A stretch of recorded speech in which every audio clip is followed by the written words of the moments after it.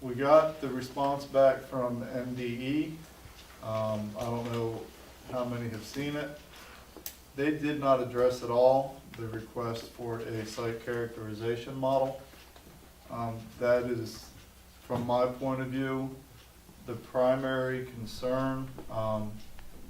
Before you talk about what can be done, I think it's important to know exactly what's there, because the numbers are all over the place. We have estimates up to 160,000 or more in the original spill. They recovered approximately 87,000. That still leaves a large amount of oil in the ground, and nobody knows exactly where it's at. They have given us maps that show the smear zone. The smear zone is based on the existing monitoring wells. If they proceed to clean up those existing monitoring wells, which will, in fact, clean the area around the monitoring well of the oils that have become attached to the soil.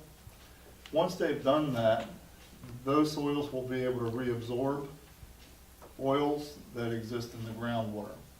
So while they're being tested over the next year, that clean soil is available to absorb contaminants, keeping it from reaching the monitoring well. Very similar to rinsing out a sponge. Once you clean that sponge out, it's able to reabsorb more. That's what's being done with the monitoring wells. From looking at the plan, it does not look like a plan to clean the entire site. It looks like a plan only to clean the monitoring wells. Some of the characterizations and things they insinuate in their report is that their treatment has an effective radius of 250 feet from each monitoring well. Well, it doesn't take a rocket scientist to know that 300 gallons of water doesn't go that far. You have 300 gallons of water. If you take 6 50-gallon buckets and stack them one on top of the other, there's your screen. You're not going out 200 feet, you're going out more like 5 to 10 feet. And that's being very, very liberal with them. You're not going to go further than that 5 to 10 feet.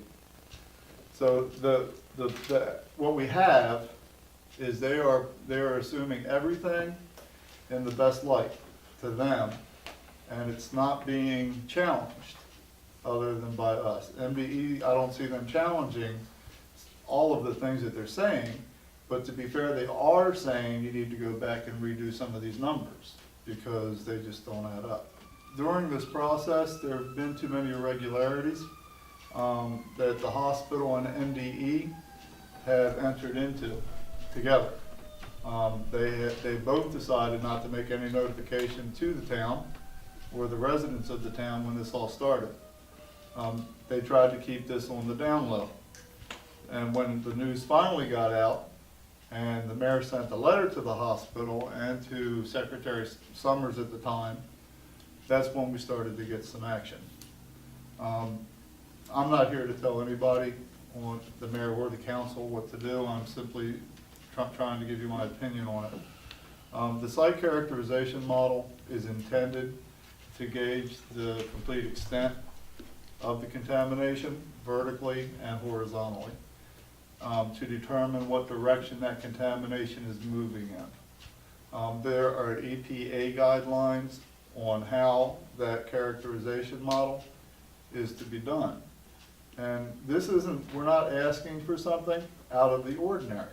It's standard operating procedure from what I'm being told by former MDE employees on a cleanup site.